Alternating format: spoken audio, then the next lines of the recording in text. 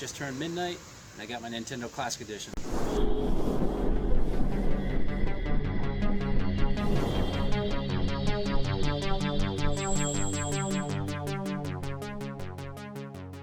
So the Nintendo Classic Edition is finally back in stores, and I got mine at my local Walmart, and they had 24 of these in stock, and there was only a couple of people online, so I was able to get one fairly easy. And I've been trying to get a NES Classic for quite a while now, and I absolutely refused to pay the high price that the scalpers were asking for these. They were trying to get upwards of $150 at one point, and I thought that was ridiculous. So to actually see these again at retail price is kind of unreal.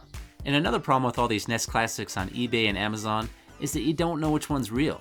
There's a lot of fakes and clones out there, so it makes it really hard to tell which one's genuine just by looking at pictures. And I have to be honest, I do like clones and I find them interesting, and I have quite a few in my collection, but it does make things confusing when you're trying to find the real thing. So here's one of my NES Classic clones on the left, and if you look really closely, you can see subtle differences on the artwork for the box. Did you guys catch what the differences are? Alright, let's go ahead and open this up, and as far as I can tell, everything seems to be the same. You get that Nintendo Power poster, and on the poster it features Rob the Robot, and how cool would that have been if they'd released a mini Rob to go with the mini Classic Edition? That would have been really cool. And here's a look at the console, and like I said before, everything seems to be exactly the same. And I think I remember reading somewhere that there was a hardware revision with this re-release, but if there is, I can't tell. And good news to anyone out there that wants to add games to this re-release of the Nintendo Classic Edition, it's still 100% compatible with HackChi. In fact, before I even hooked this up to my TV, I hooked it up to my computer and I used HackChi to install some Super Nintendo games.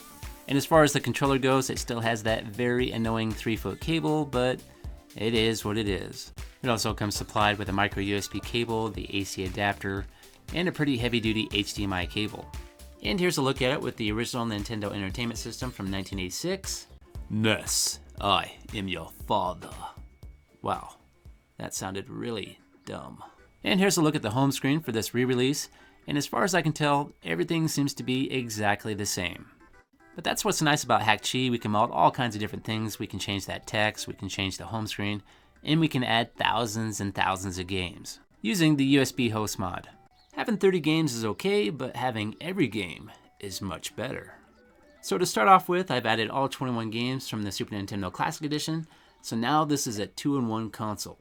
And I do have a couple guides already on how to use HackChi and how to add games, and they still work, but they are becoming a little bit dated. So here in the near future, I will be releasing some new guides, including how to use the USB host mod.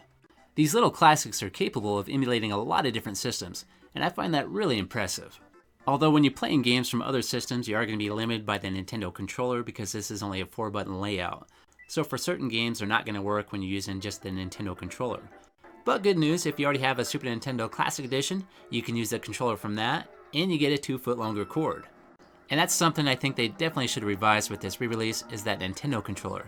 That 3-foot cable is very, very impractical.